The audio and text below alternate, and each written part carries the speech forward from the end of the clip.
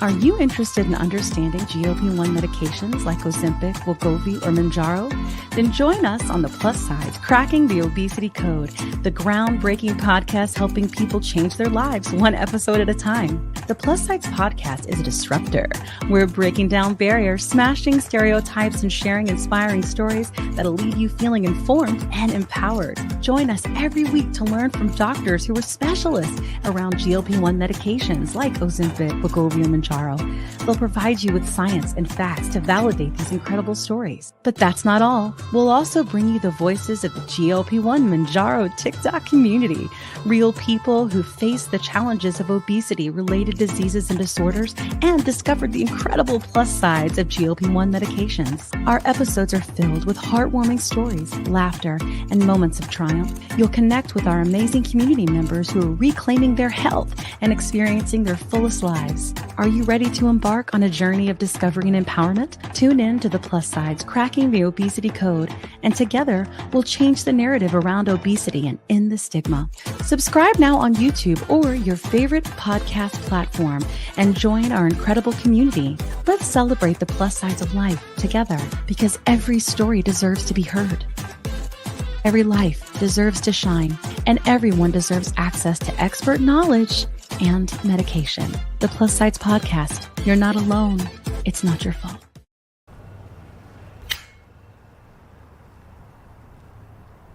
"20 seconds a week to lose 20% of your weight in a year with diet and exercise." That's the power of GLP-1s through Ro. Ro helps find the medication that's right for you, based on cost, availability, and your weight loss goals. Losing weight with GLP-1s is possible through Ro.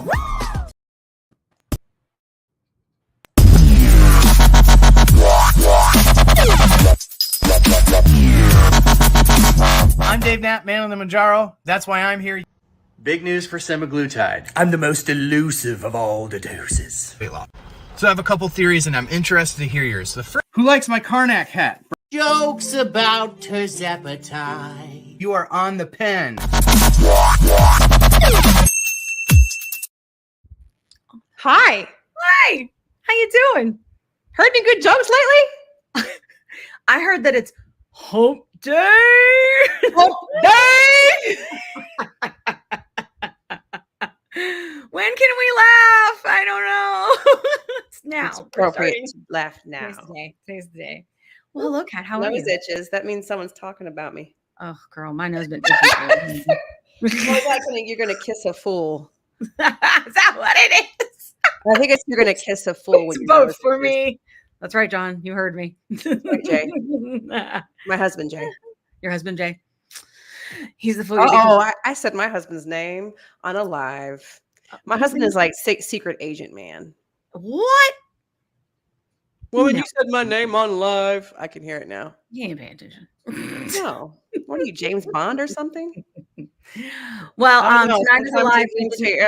We didn't do a No. lot of promo for this live because it's different. So right now, Kat and I are the hosts of the Plus Sides podcast. We will have community hosts that we give opportunities to come on and to be able to have different perspectives and be able to share their stories and host with us. So, but for now, just so you know, it's me and Kat.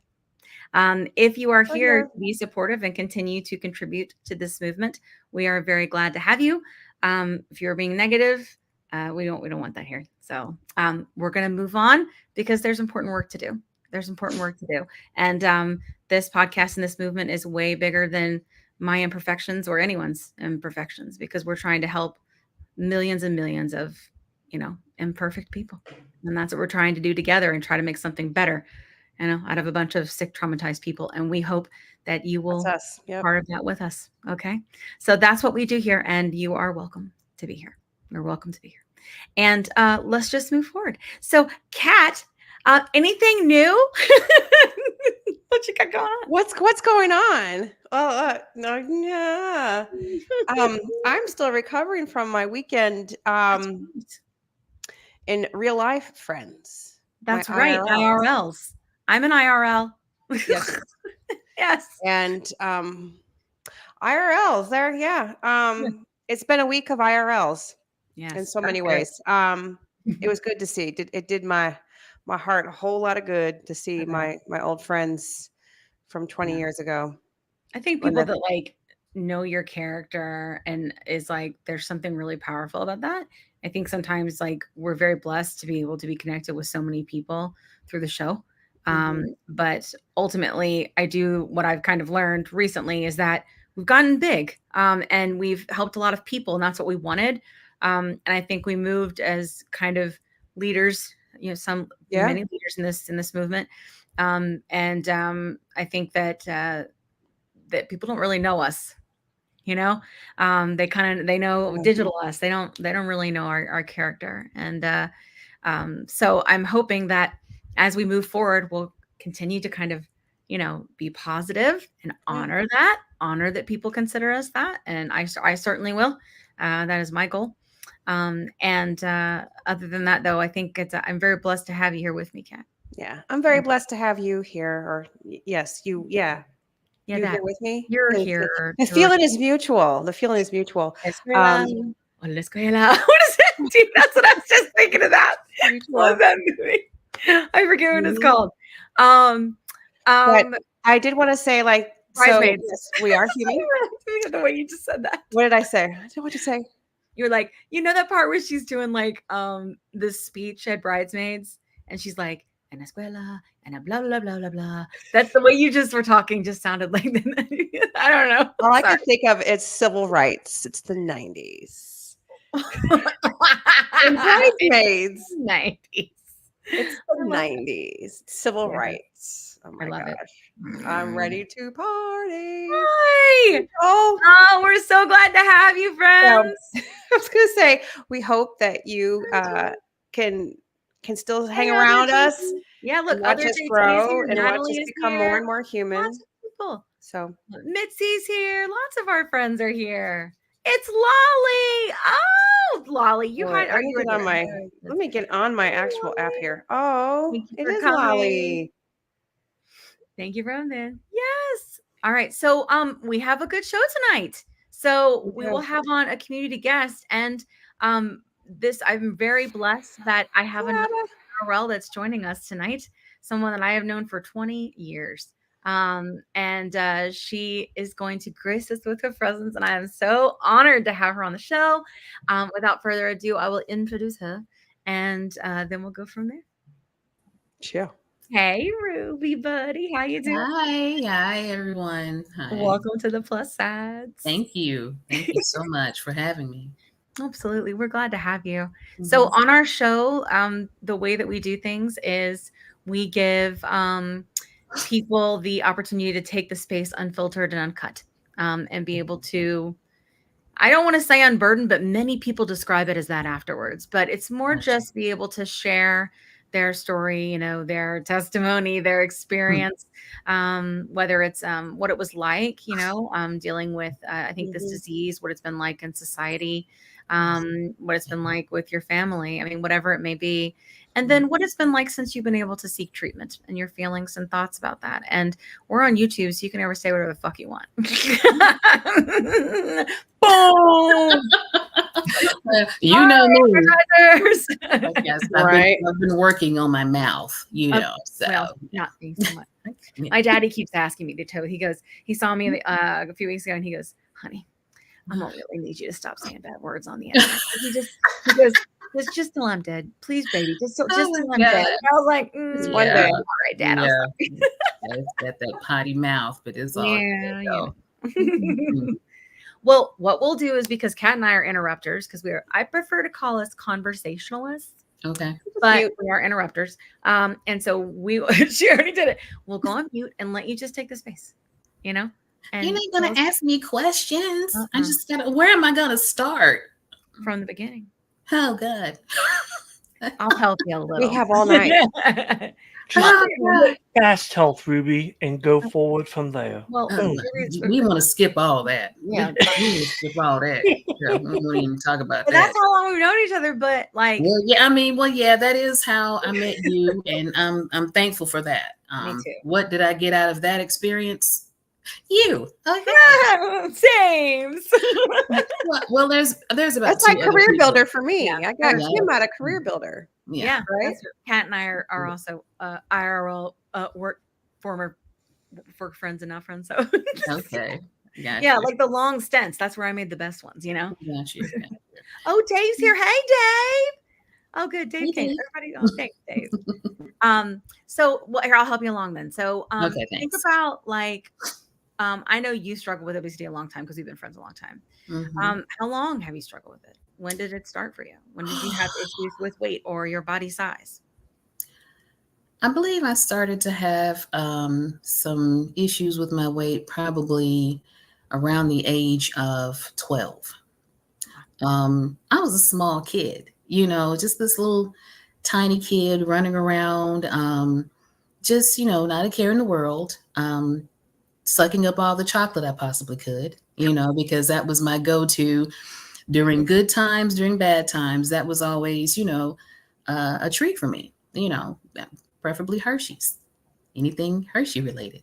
But I think I started to notice that I was blossoming a little bit faster than some of my classmates. And it didn't bother me at first until I joined Girl Scouts. No, nothing negative about Girl Scouts. But I was the only person of color in my troop. And, it seemed fine for a while. But I think what really made me notice that I was a little bit different than everyone else was one night we were on a camping trip, and we were, changing our clothes or whatever, putting on our pajamas. And, here I am with these boobies, and everybody else didn't have what I had. And then I noticed that all eyes were on me. And I'm thinking to myself, what are y'all looking at? God, Ruby, your boobies are huge. You know what I'm saying? And I was like, oh, everybody has them. Not like that, though, And I kind of got emotional about it. And I went to my troop leader, which, she and my mother were co-workers. And that's how I ended up in Girl Scouts in the first place. But I went to her and she talked to everybody. It was like, everybody, grows at a different rate. Everybody's different. You don't point out that thing or this thing or another. And, at that time, I think is when I just became really defensive about things. And I've noticed that it kind of grew up in me. I always have something to say, but time went on and I found myself like getting bigger in other places. I was just rounding out, I did play softball. Wasn't good at it. So I sit the bench a lot, and I'm kind of like, well, maybe if I haven't gotten more exercise, and that's the stigma. Maybe if I've gotten more exercise, then, maybe I wouldn't be, getting this big, And so one night I was in the bathroom, and I'm going to try not to get emotional about this, but I had got a belt, right? And I was going to put the belt around my breast area to hold my breast down, because I had this beautiful shirt that I wanted to wear to school the next day. And these things were just in the way, and I said, well, let me get this belt. I mean, at this time, I'm like, 13 now, and not really knowing any better. And my mom busted in the bathroom. She was like, what are you doing? I was like, nothing, just, she was like, are you trying to put a belt around your titties? I was like, what else was I supposed to say? The belt was way up here. We know belts don't go up here, and she had to sit me down and explain some things to me. You come from a family where that's just the thing. All my aunts were, big boobies. And then, my mother didn't have that much, and my grandmother either, but my aunts were just really well chested. You see what I'm saying? And they were proud of it. And I was just like, when am I going to get to that point where I'm okay with this? But, time went on. I started putting on more weight. Constantly still trying to play softball. Was horrible. And the very last time that I played, I won't forget, it was raining. And at this time, Jerry curls were popular. And so I had a Jerry curl. My mother had a Jerry curl. My grandmother had a Jerry curl. And my grandmother was always usually the one that would buy my clothes. And when I was younger, she would make my clothes. She would also pick my glasses out. And I started wearing glasses when I was in the second grade. So I had this really oldie-timey glasses that she liked. And it was something that she would probably wear, but she was paying for them. So I just, okay. So I had a Jerry curl and glasses. I was starting to develop acne. So I was a little homely looking. And even though nobody really pointed that out to me, I saw it in myself. And this is when of course, I was always a class clown from kindergarten all the way up to college. You know what I'm saying? So that's how I really dealt with some of my insecurities, was just my sense of humor. And I had tons of friends because I was the funny one. You know what I'm saying? So nobody would see what I saw when I looked in the mirror. Anyway, the game was going on. There was nobody else to hit but me. Bases were loaded. And I was nervous because I had never hit the ball. I could catch it. I could run a little bit, but I had never hit the ball, And my coach was also a coworker of my mom's, and she was just like, Ruby, just keep your eye on the ball and don't chop wood. Don't chop wood. So I was standing there and nervous with the bat, probably holding it wrong. You know what I'm saying? I didn't get a lot of chances to, play. So girl pitches the ball to me. I whack at it. Miss it. She pitches it again. Same thing. Third pitch, y'all, I did not hit the ball. The ball literally bounced off my hand hard enough to roll so the third person on third base could come home, and we won the game. And everybody's cheering and carrying on, and I'm standing there like, I didn't hit the ball, and that just dawned on me. This isn't for me. Stop it. Give it up. That's 4 years. That's enough, And so I gave that up and started, being in the band. I joined the band, and became a band geek. And that's something that I was good at, and I loved it. I played the alto saxophone. I played the tenor. Later on in my senior year, I, did a solo on the soprano sax. That made me feel good about me. And it's also what helped me get into college, which my undergrad, I went to Stillman College in Alabama.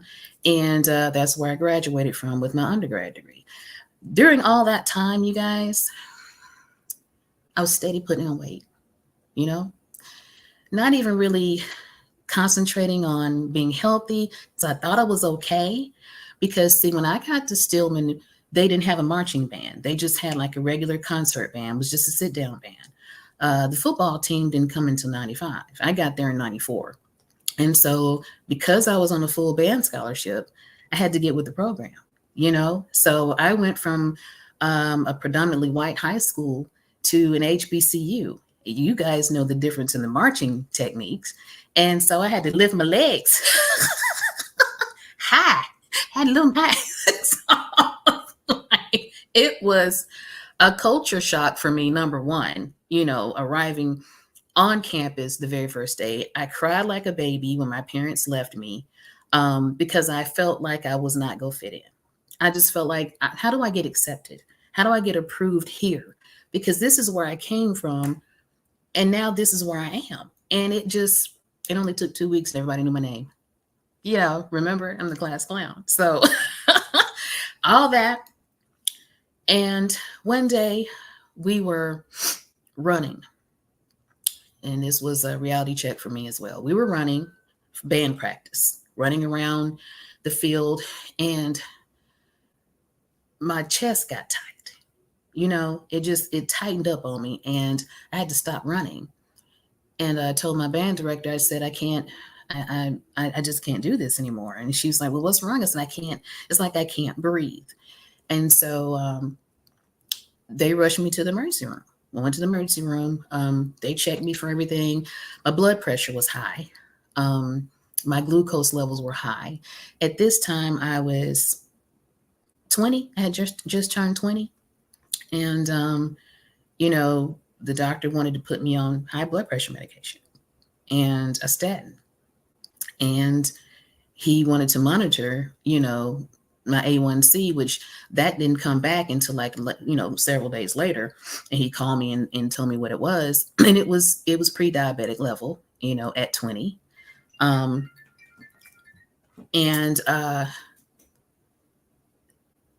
just broke down. Like, I'm 20 years old. Who wants to take meds at 20? I'm still in college, So I didn't take any of the meds. I didn't accept any of that. I told my mother about it. She came down and we spent the whole weekend together. And she said, well, what do you want to do? And I told her, and I come from a family, you guys. First of all, let me go back a little bit. I come from a family that the women in the family were always full figured, my grandmother, probably wore a size 18 and she was like 5'11". You know what I'm saying? My mother was like 245. She was like 5'3", 5'4". So that's my history. That's my background. My father was tall and slim.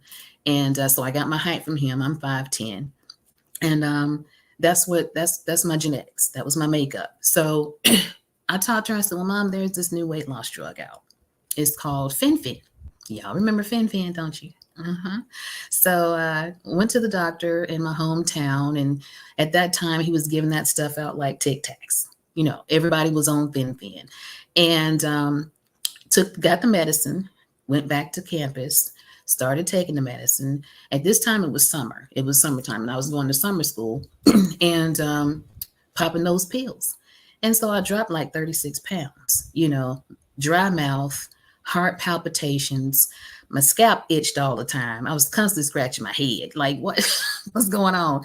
And just dry lips. So it's hard to play a saxophone when your mouth always dry. You know what I'm saying? So I had to combat that. That's when I really started drinking water. I drink water now, consistently. And it's just something that I like because I like water. So, I'm constantly drinking it. But that's when it started. Like, I had to have water around me at all times. So I lost like 36 pounds. Then, the fall semester started in August.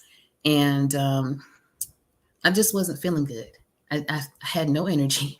I felt like somebody had just sucked me dry. I was drained. And so I went to another doctor.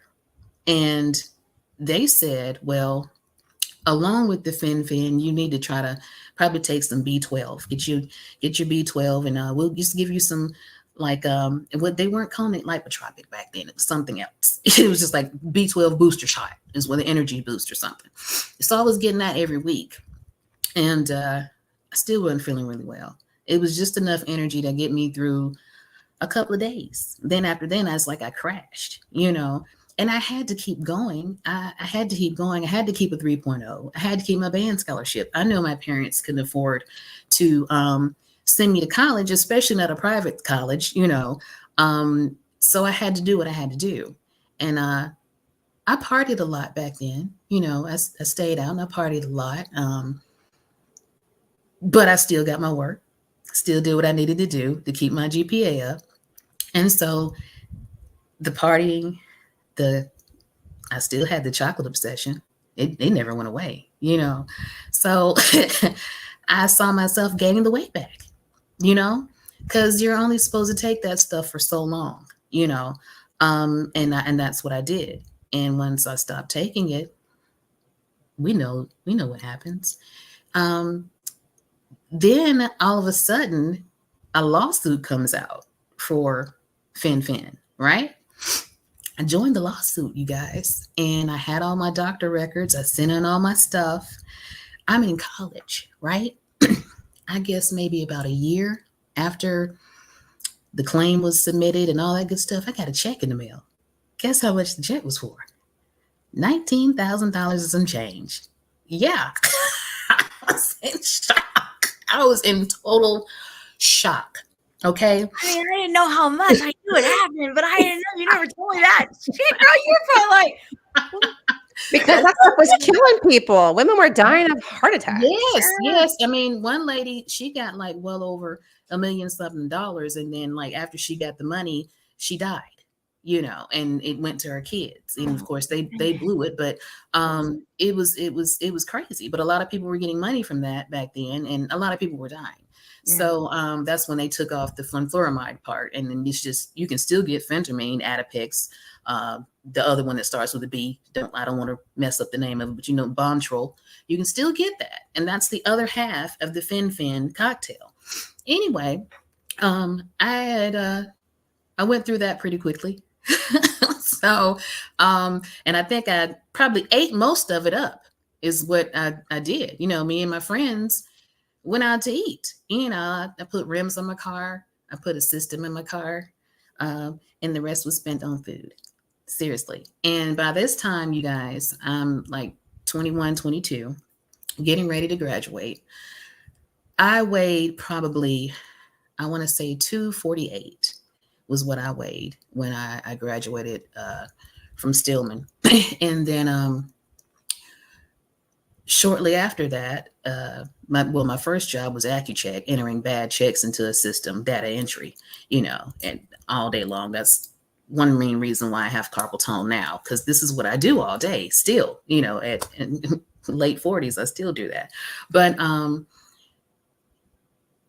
I started to really become depressed. And after that job, I stayed on that job for about a year. And then right upstairs, this building, it was like a 5-story building. Upstairs was this company.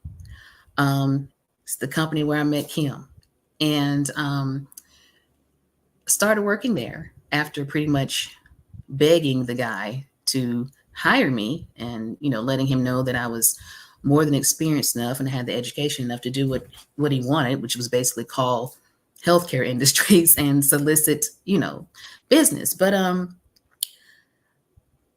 started getting bigger, and I started getting more depressed, and I didn't show it a lot. I mean, Kim can tell you I was jovial person. I was always upbeat. I love to dress nice. I love to look good, and, hair, makeup, and all that. But that doesn't matter if what you feel underneath all that isn't positive. And I just never felt good about myself once I got home, washed the makeup off and took my clothes off. And around this time, I met my now husband, who, thought I was like Queen Elizabeth, whatever, he just thought the world of me. He still does. And I'm thankful for him. We went through some trials and tribulations at the beginning, but I'm thankful for him, because he was the one who was like, if you're not happy, he said, and this has nothing to do with me. He said, if you're not happy, you got to do something. You got to do something, because he said, I can tell there's something going on with you. And so after Kim left me at the company by myself, that was a very traumatic experience. Gosh, Kim. I realized she left me. Oh my God. Oh, yeah. I thought I was going to die when Kim left. I seriously did. And I went downhill. I spiraled after Kim left. She doesn't know it, because I never really explained it to her how emotional I was, because she was kind of like my rock, And then after she left, like our other buddy left, and I was just kind of left there with these people. I'm not going to say anything negative about them. She knows what I'm talking about. It's these people that I don't know how they even started a business with no education. Anyway, it's it's neither here nor there. I digress. But I got another job. I left there. I had to. I got another job, and it was in the mental health care industry. And at this time, hubby was trying to find himself, trying to, figure out what it was he wanted to do. He was an awesome mechanic. He just didn't want to do that for the rest of his life. He had been doing it. He's 5 years older than me. And so he was just tired of working for someone else and making someone else rich. And that's kind of what he was doing. They were paying him crap, And so we were making it, but it was just too much. The job I started after the company we were at together, I was supposed to be the staff accountant. That's really all I was supposed to do. The description for that job was very simple. There wasn't a whole lot that I needed to do. A year after starting that job, I was doing the work of 3 different people. And it was taking a toll on me. I had gotten up to like 286 pounds. And I looked in the mirror one day and I was like, no way am I this big. I can't be. And because of how I like to dress and how I like to look, I was spending $300-$400 on an outfit, because the bigger the clothing, the more you go spend, So I said, I can't keep doing this. I just cannot keep doing this. So started going to this place here in town. It's called Something Wellness. You probably could figure it out. I started going to them and they started giving me these shots. Lipotropic, I think, and something else was in there. And then bam, Adipex, which was the other half of the Fin cocktail. Oh my gosh. I'll say 1 month into taking that, I had lost maybe 10 pounds, maybe. One night, my heart started beating so fast until I thought it was just go jump out of my chest. My husband told me, I can literally see your heart beating in your chest, Ruby. That's not normal. And I was like, no, it's not. No, it's not normal. And so went to the emergency room again. This time they did the EKG and all that stuff on me, all the heart monitoring. And at this time, I also started experiencing my migraines. That's along the time when my migraines kind of kicked in for me. I had been having headaches all along and not realizing that it was a migraine. I just thought it was a headache. But they did MRI and I think they did like an ultrasound on me and all, some other stuff. But yes, I had some heart palpitations, some cardiac arrhythmia, I think they said, and some other stuff that was going on with my body. And they said, whatever you're taking, please stop. If you're taking something for weight loss, please stop. And I said, yeah, I'm taking Adipex. He said, don't take that anymore. He said, you have put yourself in a position where you could have had, a heart attack. He said, you were closer than you thought.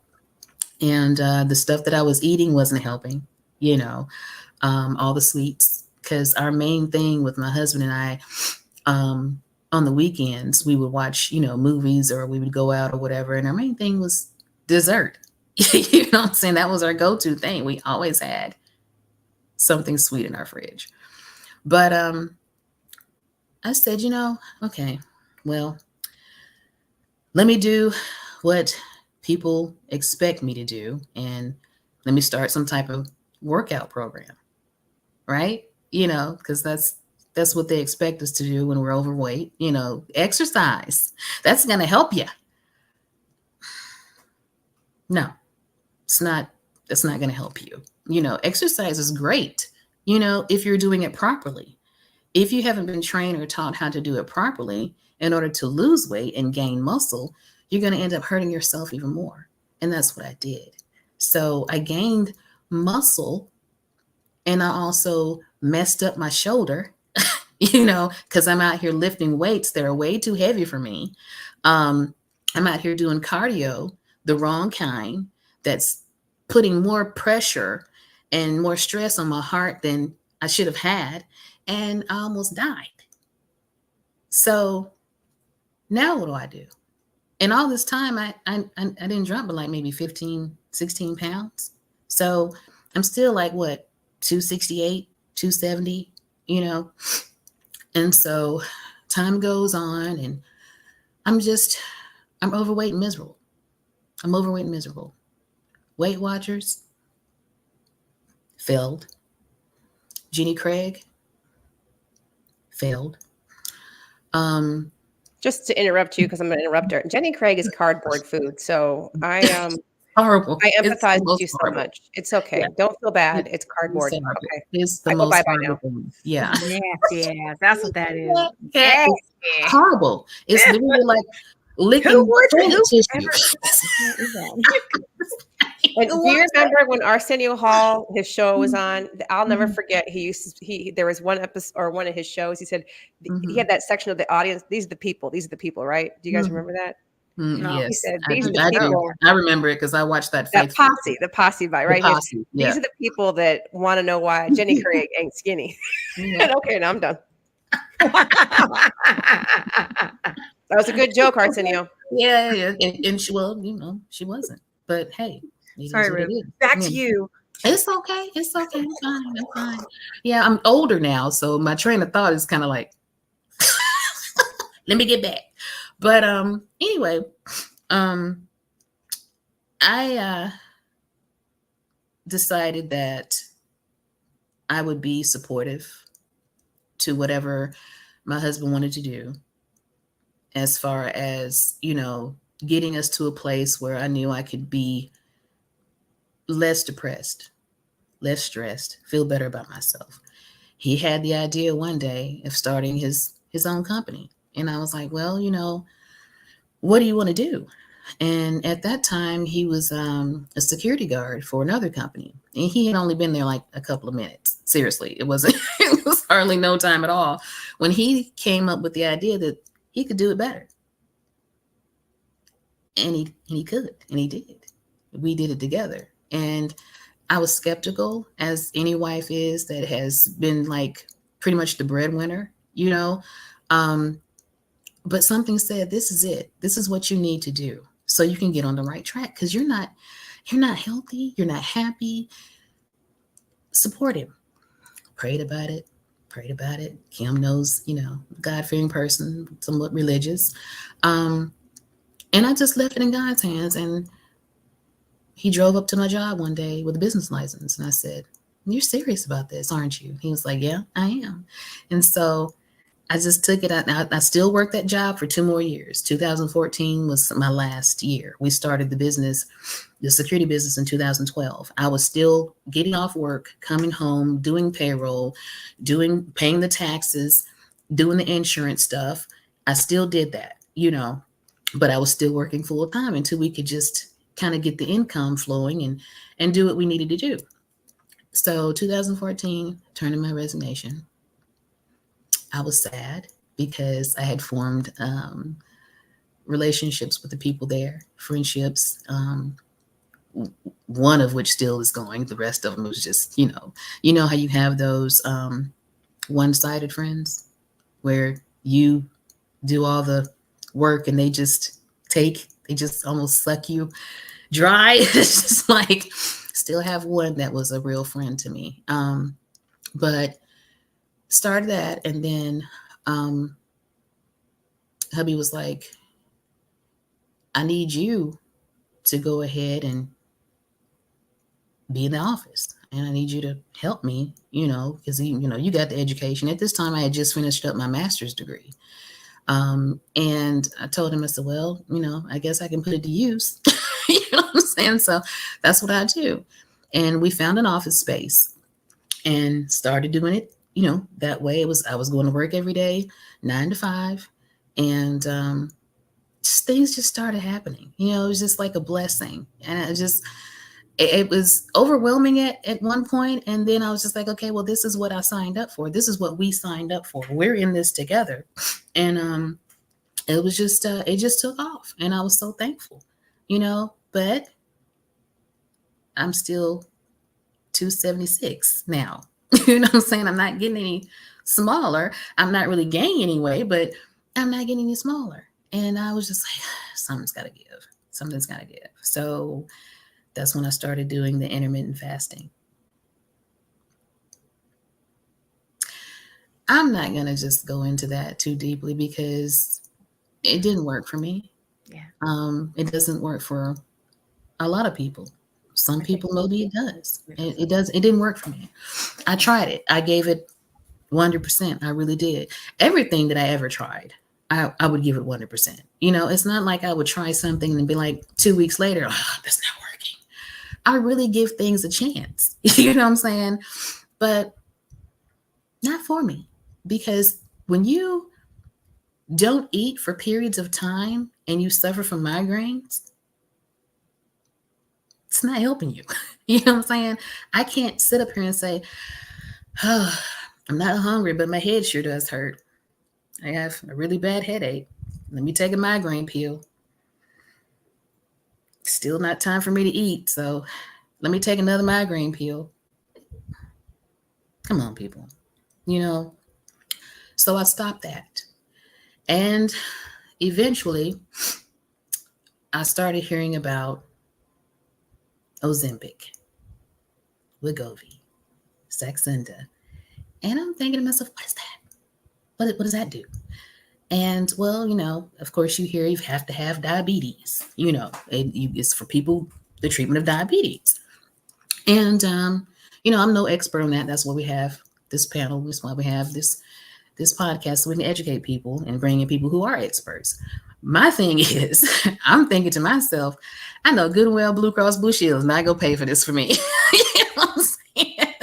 So I go in, talk to my doctor. She's a female doctor, close to the same age I am, even though she just had her 4th child at 45.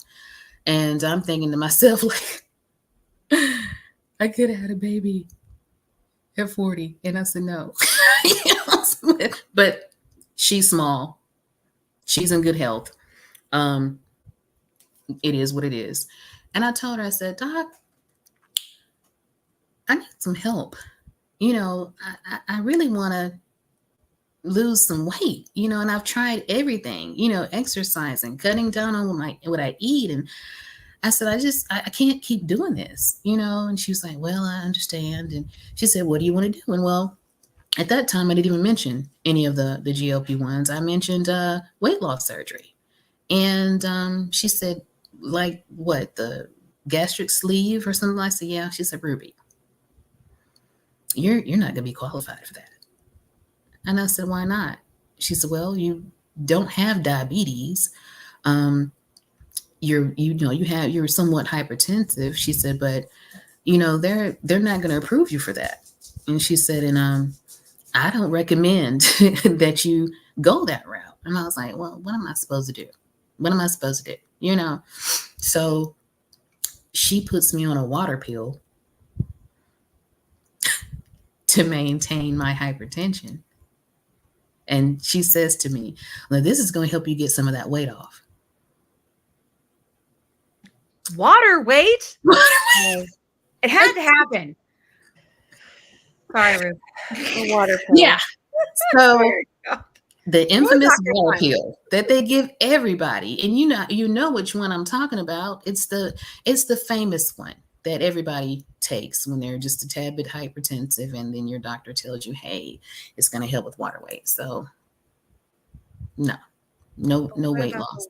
Weight. Like, that's my whole thing. I'm so no weight loss. None of that happened. Oh. I go back in for more blood work. Come back. I'm pre-diabetic. Okay. And my cholesterol, the LDL, my bad cholesterol is up 7 points, So here she is, she's wanting to throw pills at me. And I'm just like, I'm not doing it. I'm just not doing it. And she was like, well, I'll give you 3 months. Come back in 3 months. We'll do your blood work again and see where you are. Well, I just get on my handy little laptop, type in some stuff, and bam. Semaglutide. What's that? Let me delve a little deeper. Do some research. Ask some questions. See what I can find out about it. Did that for about 3 weeks. Decided to go ahead and invest in it, So I was like, okay. Go to this Telehealth. It's it's a popular one. We've heard of it. I'm not going to say the name on here, but what they tried to do first was do me a prescription for Ozempic. I take it to my pharmacy. I knew it wasn't going to be that simple, Take it to my pharmacy. They were like, okay, well, you got to have a PA. Blue Cross Blue Shield is not going to give me a PA. I'm not diabetic. And I don't have 2 or more other comorbidities. So that was out the window. And because I wasn't going to pay $1,080 for it, as bad as I wanted to, I just wasn't, because I know that would have been for 1 month. And then I would have had to pay $1,080 the next month. And I don't care how much money you have. That's just ridiculous, and I'm not at all rich, you know what I'm saying? So I go back to the drawing board. I do some more research. So you can get this medication, without using your insurance, without a PA. This is how you do it. Went to this site, typed in my information, had a consultation, a telemedicine consultation. And I think it was just a nurse practitioner. Not sure if it was, a doctor. I think it was just a nurse practitioner the first time. The second conversation I had was with a doctor. And he was just filling me in all the, And paid my little money. I think it was $386. And got my medicine within like less than a week. YouTube video on how to properly do it, even though the instructions came with the medicine and all the supplies. YouTube video on how to do it. Gave myself my first shot. 10 units, right? Immediately. And I will say, I know this isn't for everyone. Everyone is not going to feel the same way I did, but immediately. It's like I lost the taste for a Hershey bar. And I had a refrigerator full. You understand what I'm saying? I know exactly what you're saying. I have those big old Hershey. We connect on a big old drawer full of Hershey bars, and I don't need them. Those Toblerones. Oh my God, that is one of my most favorite. That was one of my most favorite treats. The Toblerone, and I would eat the whole thing. It was this long. It would be this long. I would eat the whole thing. You could break it off. It was in triangles. You break it. And it had the hazelnuts and the crisp. Okay. Mm-hmm. Weakness. That was my weakness. Chocolate. Yes. And that was Swiss chocolate. It's the best, But anyway, thanks, Kat. Back to chocolate. Jeez, Kat.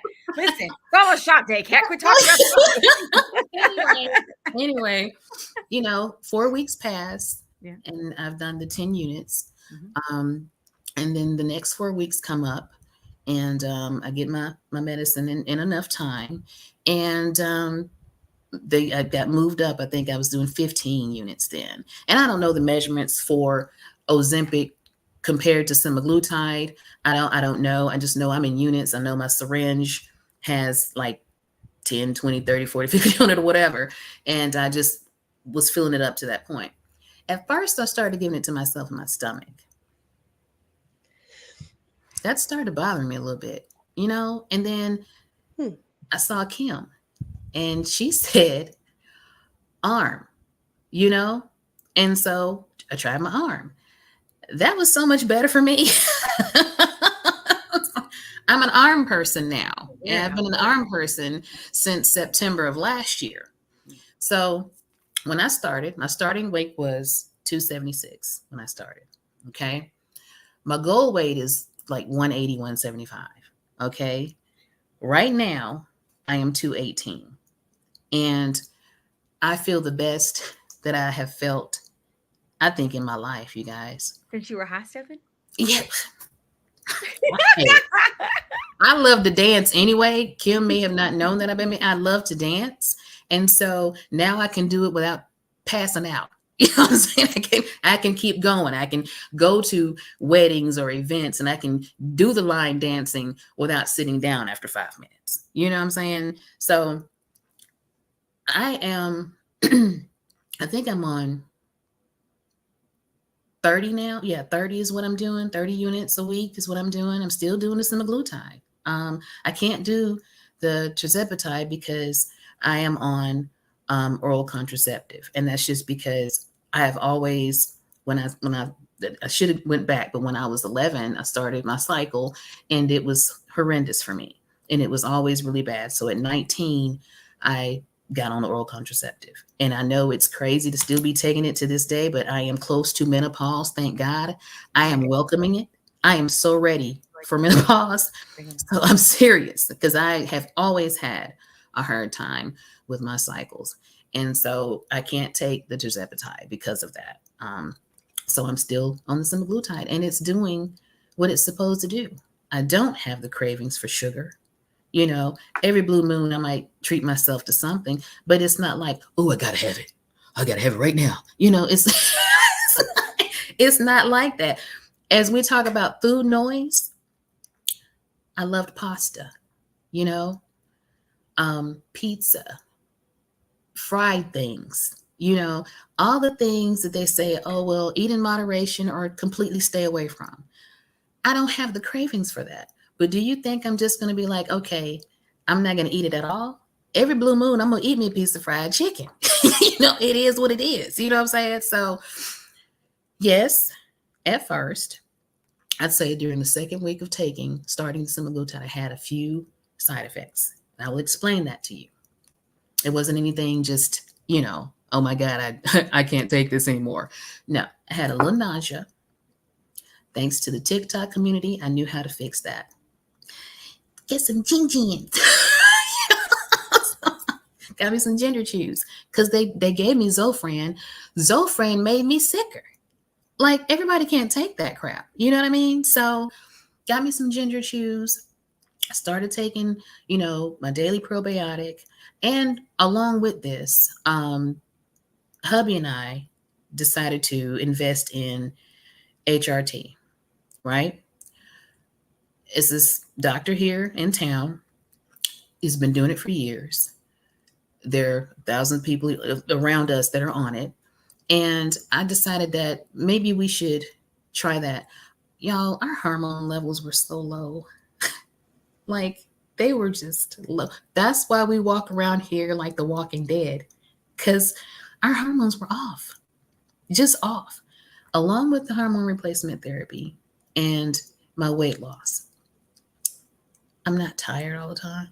You know, I'm not sad. Sometimes I would just get off work. I come do the same thing. I'm very OCD. I would come do the same thing, you know, play with puppy, do the dishes if there were dishes in my sink, which I try not to leave dishes in my sink. It drives me crazy. Same routine every day. Every day was the same routine. And I would sit down in that recliner back there and I would watch the news and Wheel of Fortune, you know, and then I would just cry. You know, I was so depressed and tired. I would just cry.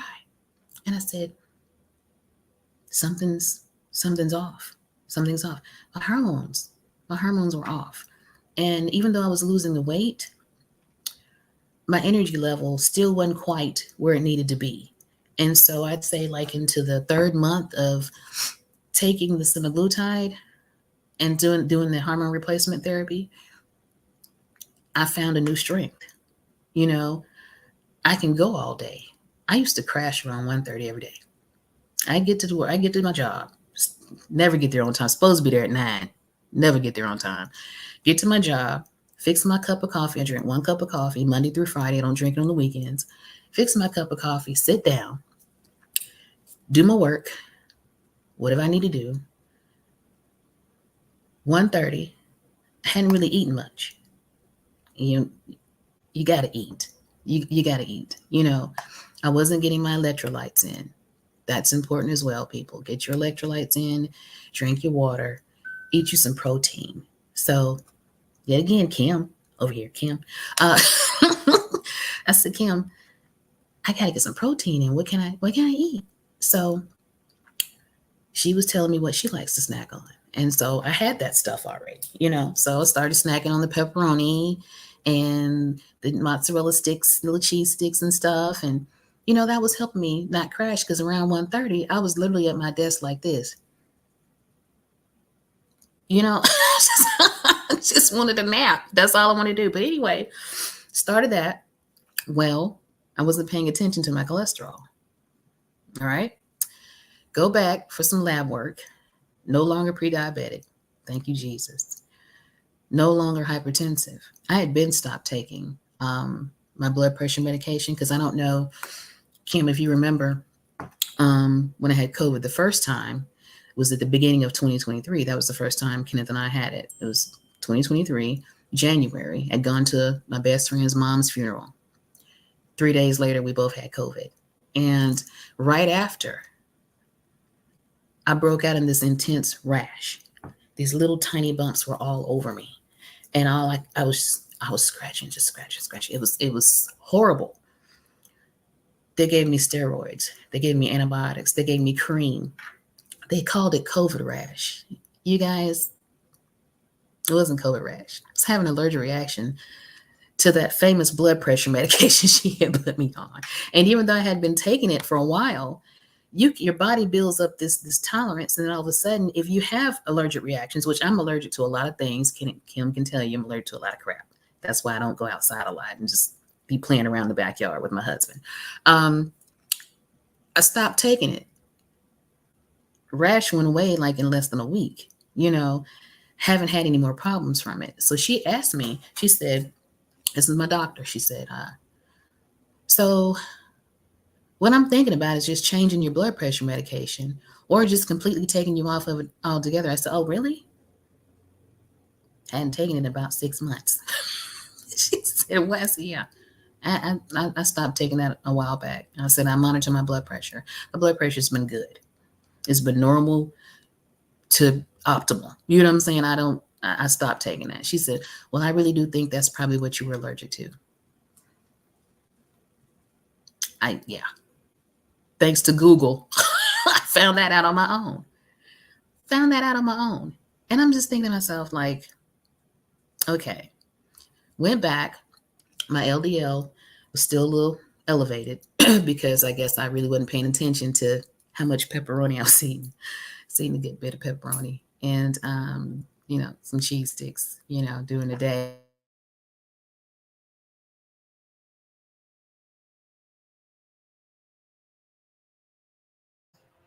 Well, guys, it's just me. Hello, everybody. Hi, Bear. Let's add Kim. Still alive? Uh-oh. What just happened? It just totally did did. somebody just cut me off? You know what? All I heard was I was eating cheese sticks and then it just went off and I had to join again. Yeah. I had to rejoin you guys. Maybe StreamYard has a crush on me because it left me there to say hi. Oh, well, at least you were still here. I'm glad somebody was. Oh my goodness. But sorry. Yeah, it's I fine. think we're still live. Okay, Yeah. you go, Rube. But yeah, that's kind of the gist of it. So I go back for blood work in a couple of months. Yeah. Hopefully my LDL is where it's supposed to be. Yeah. Hopefully I'm still not pre-diabetic. Yeah. Because my level, I think my percentage was 5.1 when I went in the last time. So I was happy with that. Yeah. Just got to get that bad cholesterol down. And I have incorporated some stuff. I bought me a walking pad from TikTok. Did you, sucker? They got me. And so I'm on that 30 minutes 3 times a week. That's great. And I can do it. I can literally stay on it for 30 minutes. I've never been able to do that before. I bought this really expensive treadmill a while back, some years ago, and I stayed on maybe 10 minutes. Ended up being I got one of them share little things. Mm-hmm. Oh my gosh, so much, maybe so much money over the years, you guys, on just trying to just be healthy. So much money. I think about that. I think we could live in a 3-story mansion right now for money that I spent you know, if I wanted that. And of course, I mean, who's going to clean it? But so I just, I feel good. I feel good. It's not all about looks, but I look in the mirror. I look a lot better. I look good. I can wear things that I never thought I'd be able to get in. I can fit inside of a Corvette comfortably. You know what I'm saying? It's the little yes, things. girl. And so, and it's just a blessing, and it's an overall just good feeling. And I'm so thankful that we have this community, because we all know so many people don't understand. They just don't get it. And the more we talk about it, the more we put it out there, and the more we provide good information to people, I think more and more people will come on board and understand that obesity is a disease. It's not a choice. We don't sit up here and be like, I just want to be fat today. Yeah. No. Right? No. Come on, people. Silly. I feel like it's got a lot. Some people can be so asinine when it comes to talking about, weight. And I think that's why I just kept it to myself for so long, because I didn't think people would understand. Think about it. Even you and I didn't talk about it. We didn't talk about being overweight. And we were very, very close. But we talked about everything. We talked about food. But we never talked about the weight. We just talked about Chinese and Hershey bars and everything else. Everything else, we were very close. And we just didn't. And I think it's just, but it's not like we sat down and we're like, hey, have you been dealing with obesity your whole life? I also feel like too, I don't know about you, but when I went to the doctor and they first told me that I was grossly morbidly obese, those are the words that they used, right? Yeah. I was like, I'm never repeating those words again. Here I am. No, they didn't say the words to me. They gave me a pamphlet. Oh God. With the words on it. Yeah. This is the category that I fall into. But even us, we didn't talk about it, and we both have it, and it's like, I don't know. I don't know if it's because, I think it's the stigma. I think it's the shame. I think, it's all those things. But the more I hear people be upset about these medications, and, I hear a lot of people say, people that are thin, it's just kind of a social currency. Right. Yeah. And I've also heard people say, which kind of tracks. I've also heard people say that, that when it comes to these medications, that it's the easy way out, right? We hear that a lot. But ultimately it doesn't, right? It levels the playing field, because I've never met a fat and lazy person. As soon as they get medicine for their illness, they're not. Obese people, the people that I've known, whether I like them or not, they are the most gung-ho, strong people with just the bounce back again and again and again. And I can't afford to be lazy. Yeah. Can't afford to be lazy. I got to go. That's why I said I had to dig deep just to make myself do what I needed to do, because I know I wasn't a lazy person. You know what I'm saying? So I was just going. But at the end of the day, it was just I had no energy. There was no energy there. I didn't have it, And so I was just like, something's got to give. And I was so thankful for that, because not only do I have the energy now, it's just that I can do certain things I know that I couldn't before. You know what I mean? Yes. Get up early on a Saturday morning and go to the farmer's market. Yeah. Early on Saturday morning. That's the first part. Me. Because, I like to sleep in on Saturdays. You know that. And I'm not going to have that privilege to do that anymore, because, school has started. And so a lot of my Saturdays for home games is going to be spent on campus. You know what I'm saying? But it's just things that I couldn't get myself out of the bed to do. You know what I'm saying? People would invite me places, and you want to do this, you want to do that. And I look at myself in the mirror and be like, I don't want to do that. Yeah, I don't do that. I don't want to go. I don't feel like it. You know? No. Yeah. I remember when we were close and we were working together, I remember being like, let's do this. And you'd be like, ask me the day of, because I don't know how I'm gonna feel. And we were very close. So it was like, I'm like, all right. And that's what I would do. Because I also understood, because I was like that too. Yeah. But you were never like a let's plan ahead, because it was all going to depend on how you felt. I mean, the time that we did actually go somewhere together, it was the last time we went somewhere together. Remember when we went to the Fitting Touch in Vestavia Hills? No. It's that place that measures you for the right size bra. Bra. Yes. Okay. So that was a reality check for me as well. That had something to do with how I felt about myself. Yeah. Right? I can teach you how to get into the right size bra. Well, TikTok shop. Well, after this whole situation at this place, this lingerie underwear place for people of all sizes. Yeah. She measured me. Now, for years, I had been wearing a 42D. It fit me fine. I didn't have spillage. I didn't have the 4 titty thing going. Yeah. They fit in my bra perfectly, you know? Yeah. I get there. We're in the dressing room. You were in one dressing room. Our other buddy was in another dressing room. And she comes in, she measures me. Yeah. 42 Triple H is what she measured me as. Not the wrestler. Yeah. Triple H the size. You see what I'm saying? So she goes and brings back this thing, this bra. It's the biggest bra I've ever seen in my life. I put it on. I shouldn't be laughing, but I'm remembering it as we're talking about it. Y'all, I put it on. It had no lift, nothing. Yeah. I bought that bra that day. You remember how much that bra cost? It's like $100. It was $75 for one bra. Yeah. One bra. Yeah, bras are expensive. I laid that bra out on the bed, and you and my husband said, he said, Jesus Christ. Yeah. What's a bra? I bet he did.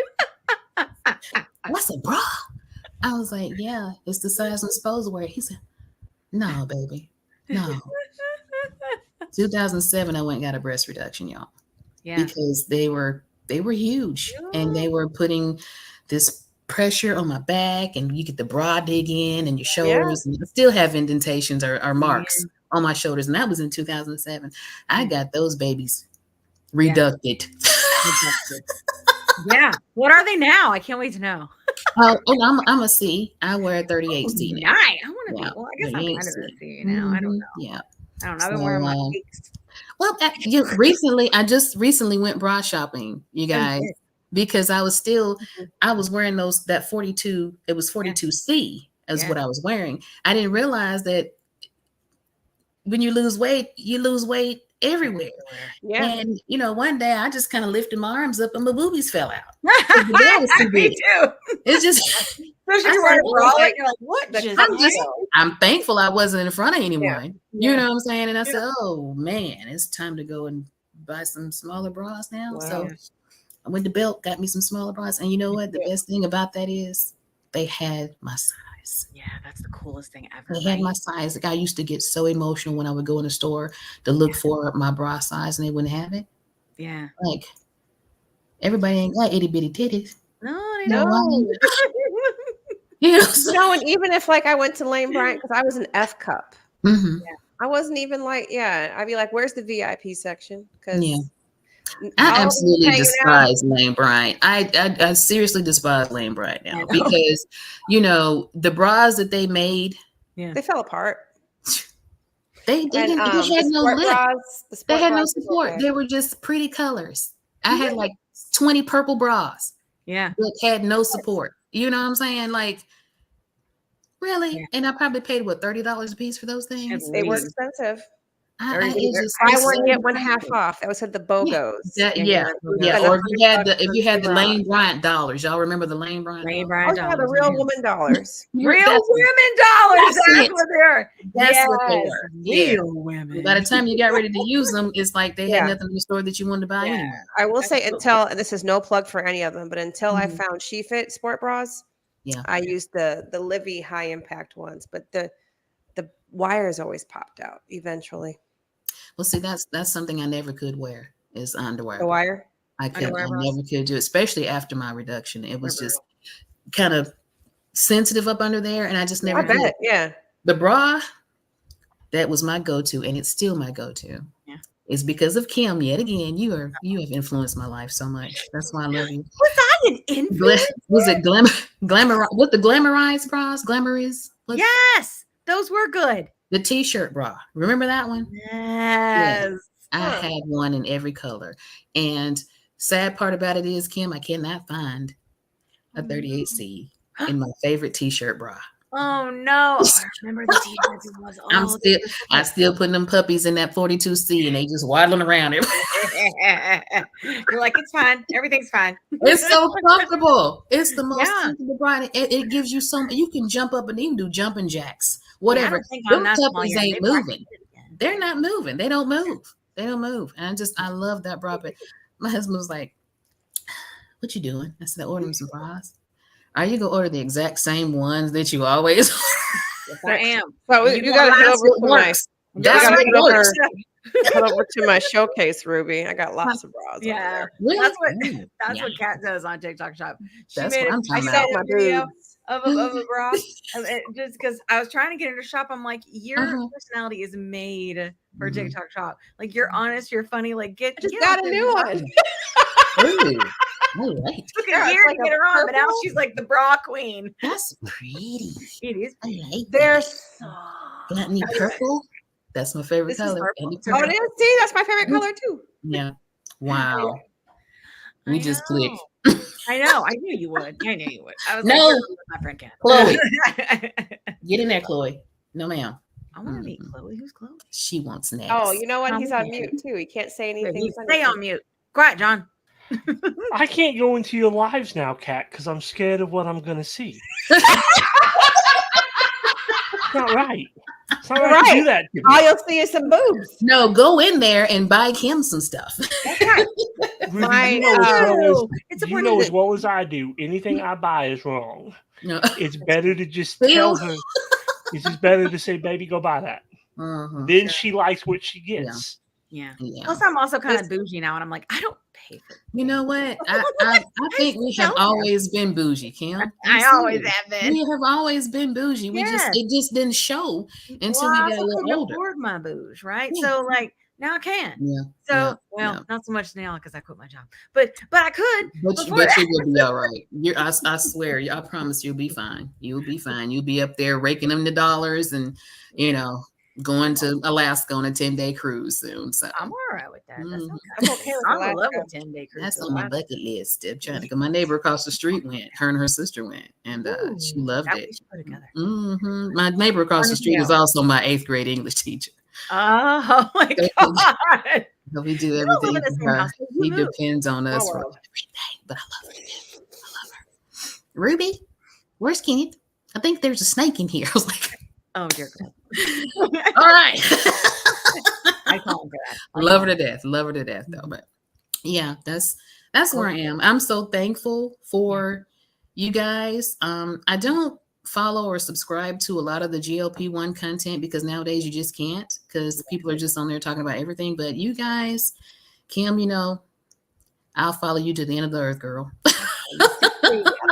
Ruby. Yeah, I sure will. And I just want to thank you so much for having me on and listening to my story of, going from the little small kid to the chubby kid to the obese adult, back down to a decent size that I can manage and maintain and feel good about. I don't care if I have to take this stuff until I'm 100 years old. I don't care either. I know, right? If I have to depend on that, then that's fine. As long as I don't have to pretend on all the other medicines. Yeah, as long as I don't have to take something that could cause me to lose my kidney and my liver, or cause my heart to fall out, then I'm good. You know what I'm saying? So it is what it is. You got to be realistic about it, and you got to understand, what you're really getting into, because I think a lot of people go into it blindly and they don't really know or understand it. But the more you know, the more you understand, the better off you'll be. And then you just won't be like, okay, I'm just giving myself a shot every week. Yeah. It's a lot more than that, people. Yeah. Understand that. Yeah, I told when I was telling my mom saw like the transformation in me, and then my sister has obesity, and my sister was taking Wegovy and having transformations, and both of us just thriving, right? And my mom was struggling with maybe 30 or so pounds, like nothing crazy, but for her it was a lot. And I was like, don't do it. And I was like, because you're on Medicare and they're not going to afford it. And eventually you're going to stop taking it and you're going to be feeling so good. And then you're not going to, I was like, it's not like I'm not telling you don't take it because you'll gain the weight back. I'm telling you, you're going to feel really, really good because there's so many benefits and then you're going to have to stop taking it. Yeah. And, but luckily, just with the way her insurance worked, and I got her on with an obesity doctor and they did the steps and all the things and the PAs and all the things to do. And she was able to get Ozempic, which is rare. And it did help her. And she's like, I do see all these medical benefits, like blood pressure's down, like all, arthritis is better, like all these different things, plus the weight, plus the, like, and that's the thing is, I think that's why I keep trying to tell people, these are not weight loss medications. These are medicines for sick people. And if you have obesity, that is a sickness, that is an illness, that is a disease. And, and you deserve medicine. And we have tons of data on these. Like, it ain't fin, or we're going to have, but I think it's funny when Rosie was on the show though, she did say, listen, you guys enjoy this. Because she was on the show, she came on one of my lives. I can't remember which one. And she was like, enjoy this now, because one day you're going to be thinking about this. And I'm going to tell you, I was standing in line with Roseanne Barr, and we were getting fin together and just enjoy this time and all this different stuff, which is true. Like, it is a exciting time to be in. Like, they are thinking this is sort of like akin to penicillin, right? Like, it's that big, like a discovery. And helping with so many different. I think it's helped so many people. It has helped so many people. And I just really wish that it was out like years ago when my mother was diagnosed with type 2 diabetes and in her 40s. Of course, she's 84 now, but and she's no longer diabetic because, because of depression and other things that have happened to her, COVID. She lost a lot of weight. She went from like 245. I think my mother weighs like 150 now, but she's no longer diabetic. And I just remember her struggle. I remember what she went through when she was first diagnosed and didn't realize that that's what she had, and to go back even further. I remember my grandmother saying something about when she used to take my mom to the doctor, the doctor would just tell her to cut back on the sweets. She's eating too much candy, cut back on the sweets, and that was back in the 40s and 50s. So thank God for progression and the fact that we have come so far, because it's just like, I saw her struggle. And that's why I broke down in my doctor's office when she told me I was pre-diabetic. I literally started crying because I knew what my mom had gone through. There were times that my mother couldn't afford to get her insulin. And back then it was really expensive. It was either insulin or food for your children. You know what I'm saying? And there was 3 of us. And so it was just like, when I got older and in college, I would ask my mom sometime when I talked to her, I said, Mom, you give yourself your shots today? They literally put her on 2 shots a day, day one. There was no metformin. There was no other pill. She had 2 insulin shots a day. That's how high her sugar levels were. And, she was like, nah, I ain't had my shot today. And I was like, Mom, you got to take your insulin, sweetheart. You have to. I said, I'm going to be okay. I had got me a little part-time job at Walmart. They were working me like, seriously, it was part-time. And sometimes I didn't get off to like 12:30 at night, 1:00 in the morning. And I was like, I did that for a year and I couldn't do it anymore. And the only reason I got that job was to help my mom pay for my car, And I was just like, Mom, I'll help. I couldn't do it because my grades were dropping and I was going to lose my scholarship. So I said, no, baby, I'll take care of it. I'll handle it. But it was a lot. And it was a lot of times I know she didn't have that medication and she would just say, yeah, I'm all right. I'm fine. I didn't want that. I didn't want that. And I told my daughter, I can't. I said, I can't. I said, if I can't get approved for weight loss surgery, then I'm going to have to do something else. And she said, well, whatever it is, you make sure you talk to me about it first. We all know how that conversation was going to go. So I put that in a higher power and I went with it. And I'm thankful I did. I'm thankful I did. So I'm not all embarrassed when I step on the scales of the doctor's office anymore. That's awesome. I don't hold my head down like, Jesus Christ, is that scale going to stop anytime soon? Right. I'm looking over at it like, I recently went and stood on the scale and I thought it was going to be like this great conversation because I had lost 105 pounds since I had seen this doctor last, and it wasn't. I don't know if you saw the TikTok. That made me so angry. I cried with you. That made me so angry. I was mad. That's why I was crying. I was mad crying. Coming from a healthcare professional. Come on. Do better. They do that all the time. Yeah. Oh my God. Who's better? You know, better. Yeah. Mm-mm. I think it's I think we're just at the beginning of all of this. Like I'm seeing more and more people, getting into being able to prescribe. Sometimes like I remember when Weight Watchers got into the game, I was very upset. However, I think that there may be, because of their deep pockets, things for them to be able to move some things forward that maybe wouldn't be able to be moved forward. So I think I've grown a lot since that first traumatic TikTok. Yeah. There was you. I still like my watchers, but regardless, maybe something good will come out of it, and we will move forward, right? There will be some sort of movement. We were talking about like what's in the news, right, this week. We've heard a lot of different things, and some of it, hi Lori, some of it affects compound. Now, you're doing compound semaglutide, yes, and then there are a lot of people are doing compound tirzepatide, and that would take a lot of people. Now, I started on actually Victoza Saxenda, which is liraglutide, and that was like my first month of that for like 4 or 5 months, and then switched to Ozempic / semaglutide, right? And that did really, really well for me. I'm with you, like it helped a lot. You mad at her? I'll give her a look. Chloe. Yeah, I think Kenneth just drove about. That's what it is. Okay. Yeah. I'm not going to be part of the show. Just like that. She wants to come say hi and be seen by. No, she does not want to come say hi because she will. No. Right. Zip it. Your mama's on YouTube. It's just daddy. Jesus Christ. Every day. It's just daddy. Oh my gosh. No, my little one does it too. All of them do it. I'm like, you guys know who it is. You still got pugs? I have a pug. I have one pug. I have one pug, and then I have Dixie, which is this little poodle mix that we have. And I have a German Shepherd and a bloodhound. Okay. You got a German Shepherd now, Kim? Yeah, he's crazy. He's totally insane. He's our second German Shepherd. He's my PIC.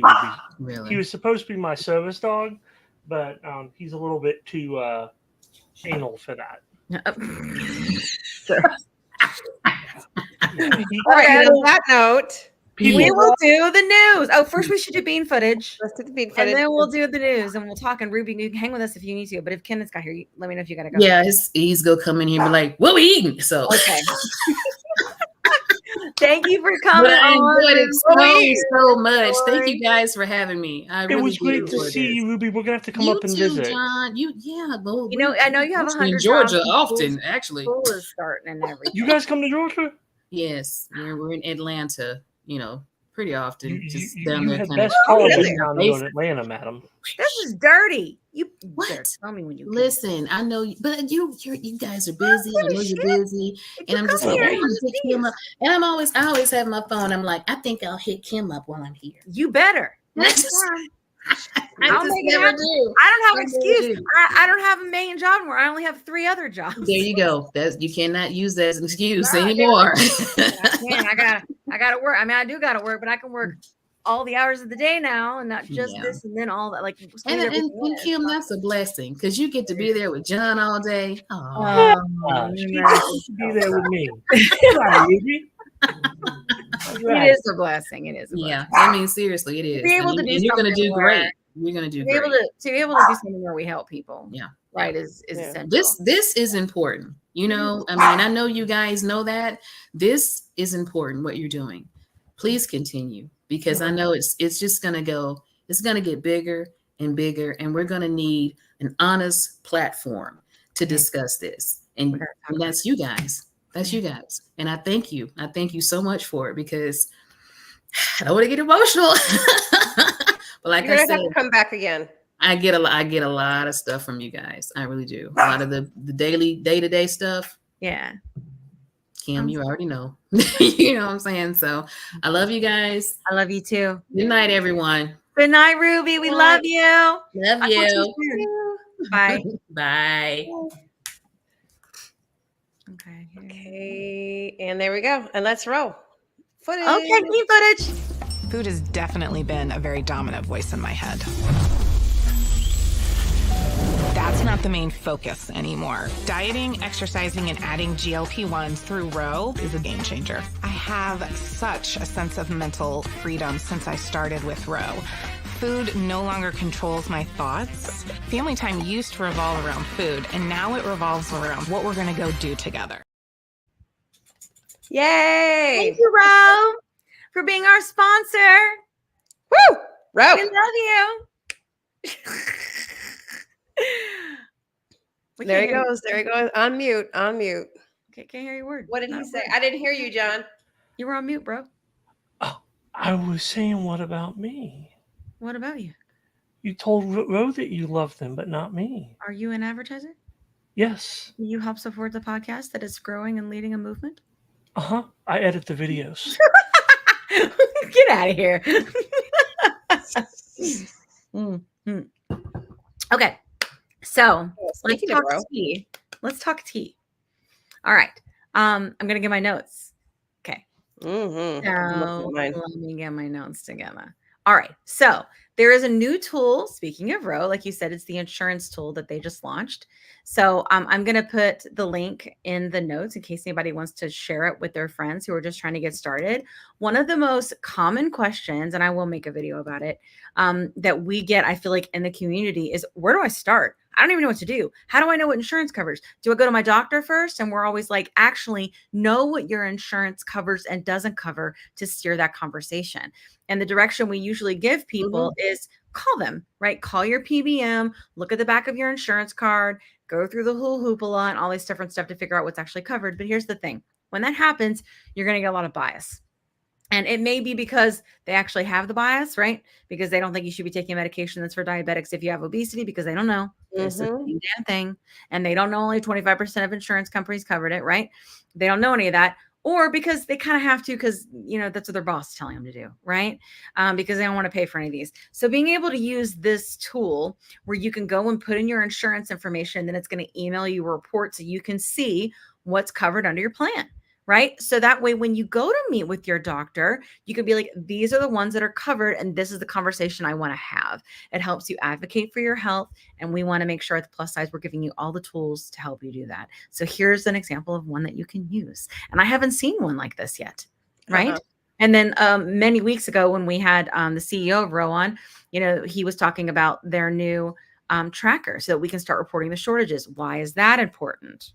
Because of more news that came out, which is that Eli Lilly, right, is no longer going to report the shortages for tirzepatide because it is a self-reporting system.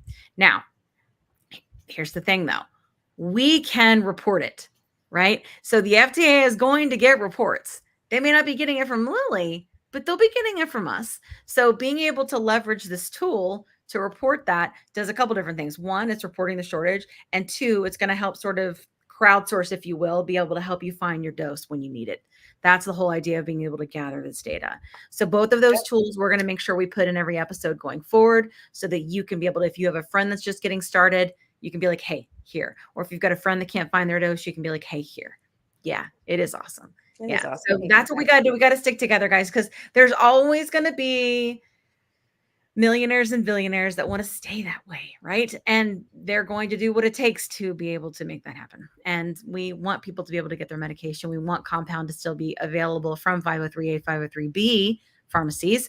And we also know recently, because I don't know if you guys don't follow Dave, if you don't follow Man on the Mounjaro, it's a mistake.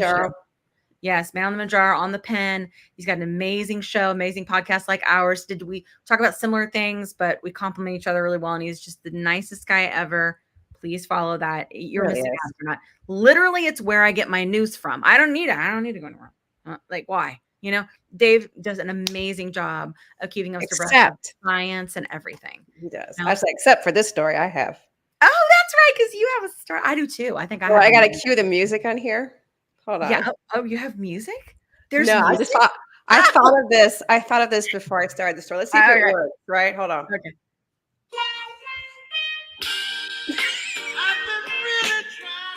And why we played that?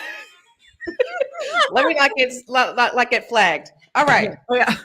There's an article on the Wall Street Journal posted this weekend that Ozempic's got people getting in the mood. Oh, get it? Mm-hmm. people getting in the mood. What else? All right. So, Eugene. so they released that article, improving your sexy time Mm-hmm. over the weekend. So they interviewed several women that claimed that the drug has helped increase their libido. One interviewee, an example, Danielle Dollar, stated that her PCOS and endometriosis was not only making it difficult to get her obesity in check, but it was also causing her inflammation. Health issues spilled into life, leisure, and taking care of their 3 boys. The pursuit of happiness. Yeah. So she said, actually, in this article, she found Roe, Telehealth. No coincidence. It's just I happened to find the article, and she went to Roe. We love Roe. And they put her on Ozempic. Yeah.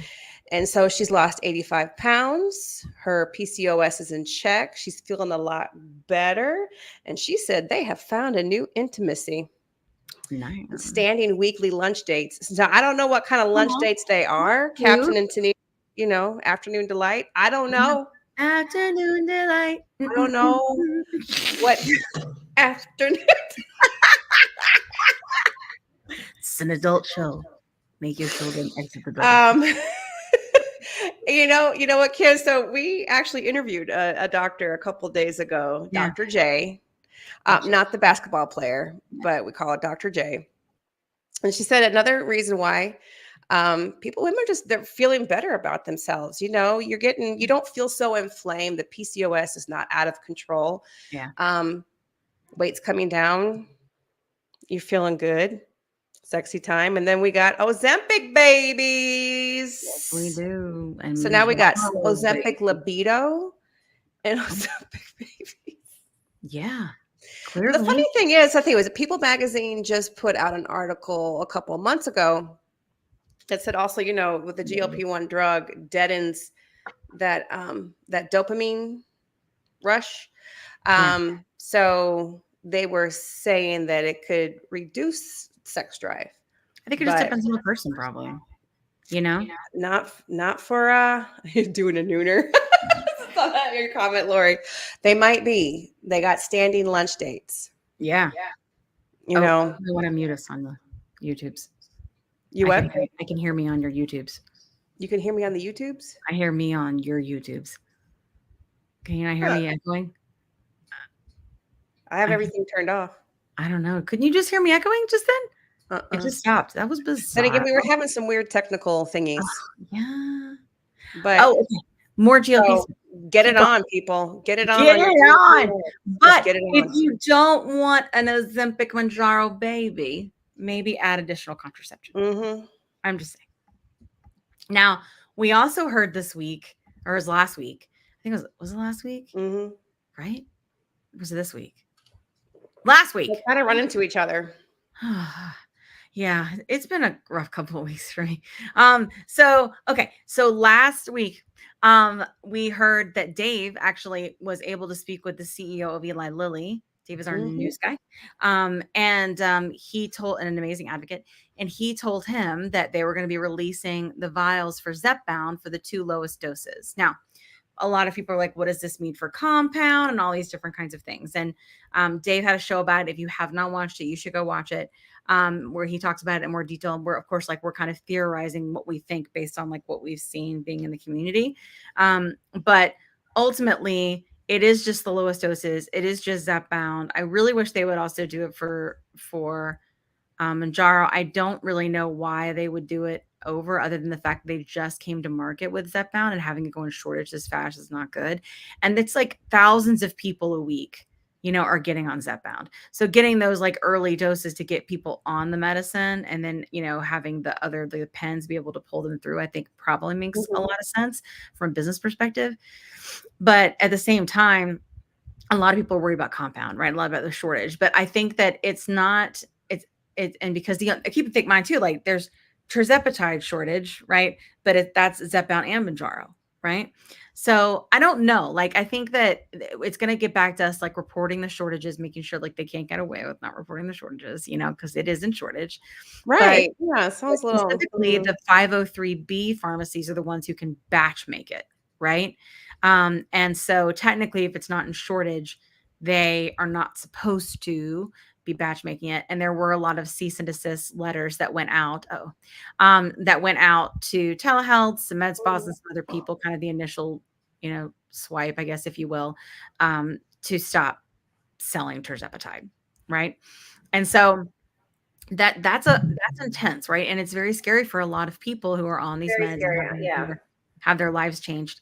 Here's the thing though, like I want to make sure I'm honest about this. Like, guys, if I don't have my medicine, I will not give it up. I will go on compound. And I will try to make the best educated decision I can on a provider and where I want to go and choose whether it's a 503A or 503B or like whatever it is and the best place for me to go.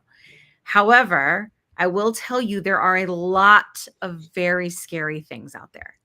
So don't think all compound is good, right? It's not. There are people out there that are giving that are saying that they're telling people that they're giving them retatrutide. Retatrutide is still in studies. So it's not even, I mean, it's still in studies, like long-term studies. And if they are getting it, they shouldn't be, but I doubt that they are. I think they're being taken advantage of. And that's also to say, like, so Eli Lilly is doing clinical trials of retatrutide. You can go to their website and see if you qualify, but you can through Eli if you qualify. Yes, but not anywhere else. No, I haven't heard of that, Lori. Do you tell us more if you have? We'd love to know. Yeah, let us know. But that's what we have heard is that, in general, there are people out there like they're selling semaglutide lozenges. I will tell you point blank period. I don't care what you do with your body. As long as you are aware of what you're taking and you're okay with the risk, I don't have a problem with it. I just don't want anybody getting taken advantage of. That's it. And there are a lot of people that think, oh, this is fine, lozenge and stuff like that. And like, here's the thing. Maybe it is, but if it hasn't been studied, you deserve to know that, So I think we need to have more conversations about like people selling triple G and things like that, because I don't want people to think that the plus sides, that we're saying all compound is okay. We're not, So I think that's something that we'll talk more about, as time goes on. That sexy time thing is really funny. Sexy time. But the one thing that I think that's important about the release the vials thing is, and I think people that are closer to me know, closer to me in terms of following me on TikTok, we are a huge community. A lot of times I think in the GLP community on TikTok, we don't realize that's maybe 200 creators, 500 creators, right? That kind of consider themselves part of that community. There are millions and millions of people with obesity and millions of people on these medications.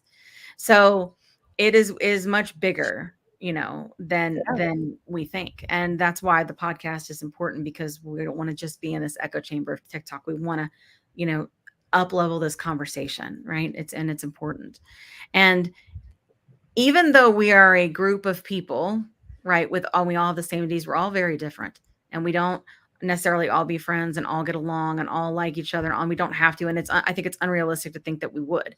But here's something that we did do, right? We got loud together, right? A bunch of traumatized, sick people on the internet got loud together, and there was a needle moved, right? With Dave and starting to release the vials, loud, right? That is key. We have to get loud to change things. So we have to stick together, if anything, just to move the needle. We don't have to all agree. We don't have to all get along. We don't all have to be best friends. We don't. But we all want people that are sick with the disease that we have to be able to get medicine, right? I think we truly do all want that. And that's the goal, right? And we did it. We saw it happen. Right. And we're doing it with the plus sides. We're doing it with On the Pen. We're doing it within TikTok with the creators that are making individual creation, information. Yeah. It's great. We are keeping the conversation going, and we're handling it from a lot of different angles, and we're moving needles, and we're going to move mountains. And that is huge. That is huge. That's why it is. Yeah. It's like, hell yeah, it is. Hell yeah, it is. Hell yeah, it is. Hell yes. The other thing that was in the news that I thought was interesting, and I didn't know lemonade, is that 23andMe is now in the GLP business. They have Lemonade Health business is like their like telehealth, if you will, that can prescribe this.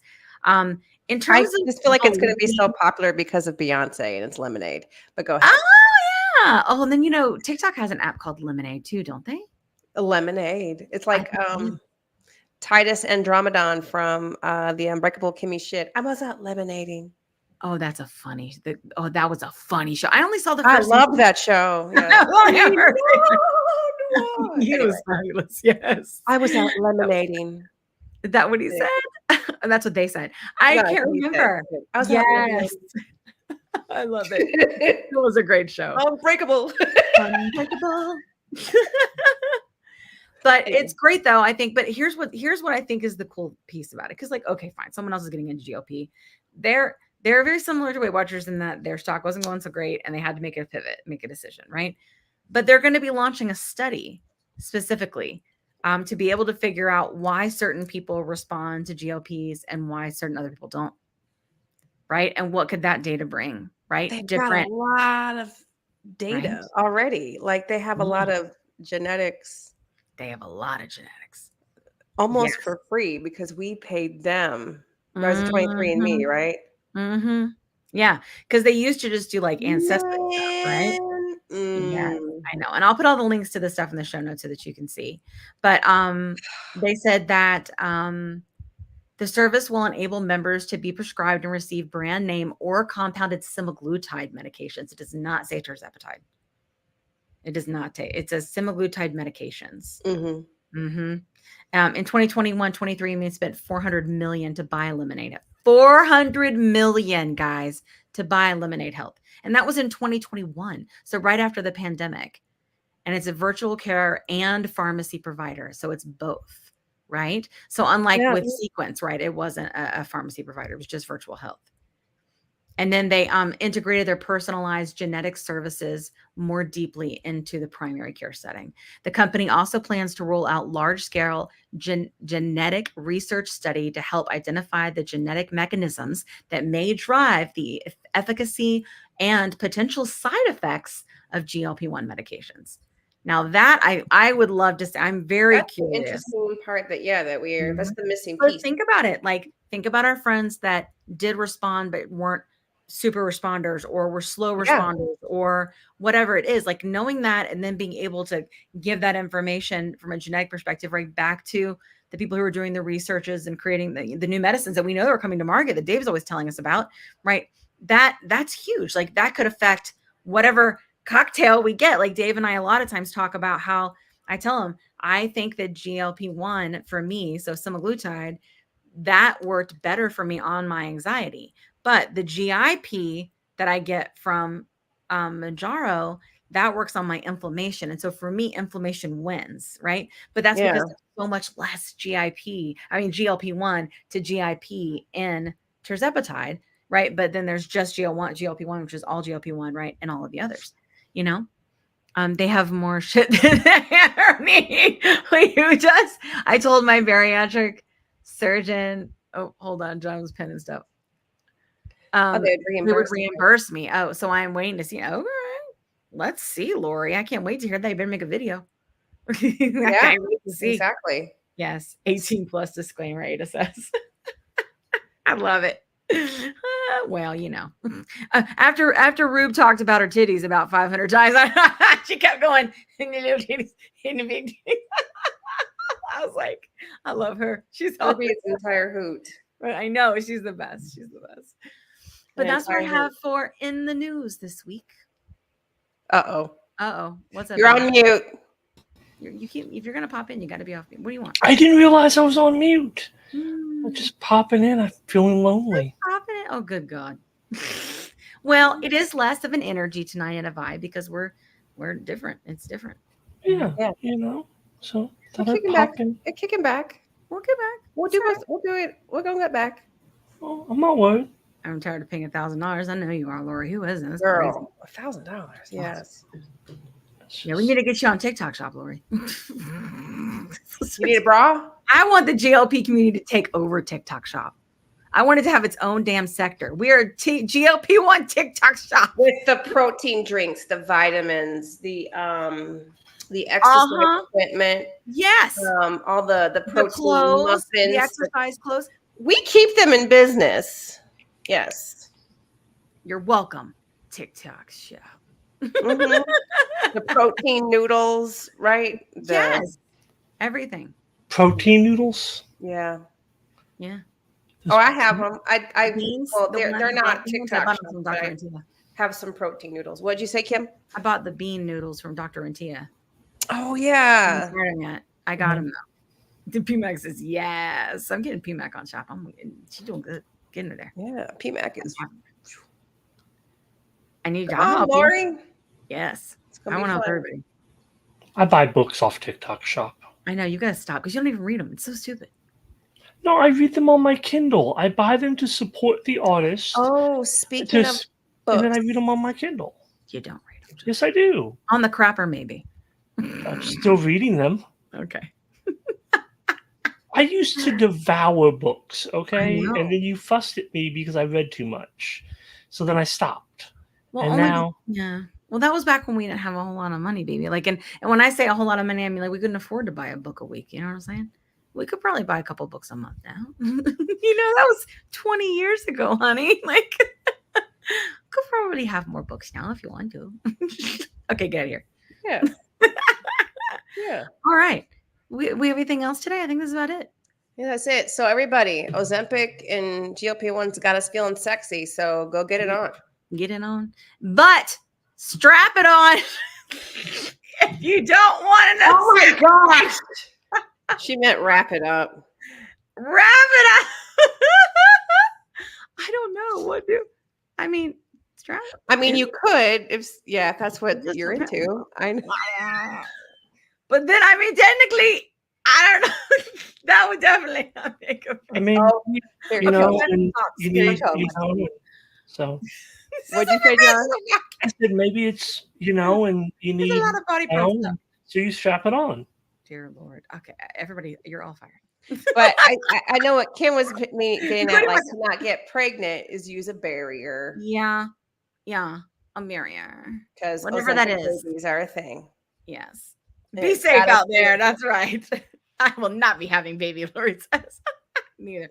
I think I'm done. I'm a little too. I don't think I can handle it now. So yeah. I wish I had known about GLPs, when they came out, because that was right after I had. You know what? But at the same time, like, the podcast is my baby. Like, yeah, when we interviewed that doctor, where she said women can get pregnant in perimenopause, I said, "Don't you put that evil on me, Ricky Bobby." That's not.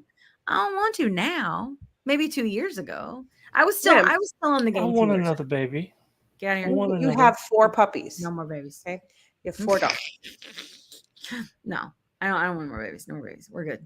We're good with ours. I curse you with twins, and I curse you with twins. Don't you put that evil on me, Ricky Bobby. It's not your word. We're gonna have to edit that out.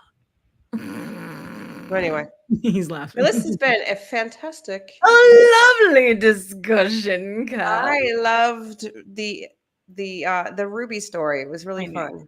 Yeah, I know. I thought so too. Brought her puppy she doesn't share. Like, she's not a GLP creator, But we've struggled for a long time, so I thought it was good to hear.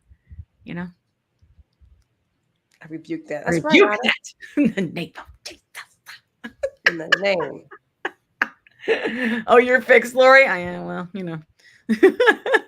Ada and Lori, I curse you with twins as well. Oh, that's hilarious. Come on, they're going to mess. I'm not. Not exactly to put. Listen, I speak from experience. You don't want to piss off these people. Yeah. Don't. Twins for everybody. No. It was meant to be. My husband is on hormonal replacement therapy from his pituitary tumor and stuff, so that would be virtually impossible. Yeah, I get it. If that happened to me, then I'd be stepping out. My husband would be like, "You got some splaining to do. You got some splaining to do, cat. You got some splaining to do." No plumbing, Ada says. That's part of my story. And you know what? Ada's going to come on the show. We've already talked about it, and it's going to happen. No plumbing here. Oh my God, you guys are a hoot. I know, right? It's been a good show. Thank you for coming, for everybody that came to support us. We love you. back to Please regular do not scheduled forget. programming. Look at all the links that I'm going to put in after the show so you can get all the things. Please, if you're watching / listening, go and give us a rating on Apple and Spotify, all the audio platforms you can. 5-star reviews. They help us. That's going to help us get loud, guys. It's going to help us. Yeah, it is. Hitting that top 20 in medical friggin' podcasts in this country was huge. And we all did that organically together. That's the important thing. More people every hour are finding the podcast and hearing from the doctors and hearing the stories and knowing that they are not alone, knowing that it's not their fault. We just want to help people. So that's what we have to do. We got to do that. Okay. So make sure you go and give us a review. Help us. Everybody's voice. Thank you so much. Okay. All right. The AT alien thanks you too. The AT alien needs to make more of a presence. We need like a thing. I'll do. I'm going to talk to our guy that we've been working with and see if he can make us like a, yeah. Then he can kind of pop in and out. Yes, hit the like. Thank you. Wait, we have to do bean footage and then we'll roll out. Yeah, we love you guys. We will see you in 2 weeks. Back to regular programming. Kind of new programming. 20 seconds a week to lose 20% of your weight in a year with diet and exercise. That's the power of GLP-1s through Ro. Ro helps find the medication that's right for you, based on cost, availability, and your weight loss goals. Losing weight with GLP-1s is possible through Ro. Yay. Thank you, Ro. Thank you, Ro. Mwah. Thank you, everybody. See you in a couple weeks, guys. Love you. The best weeks ever. Yes. The best weeks of your life. Not alone.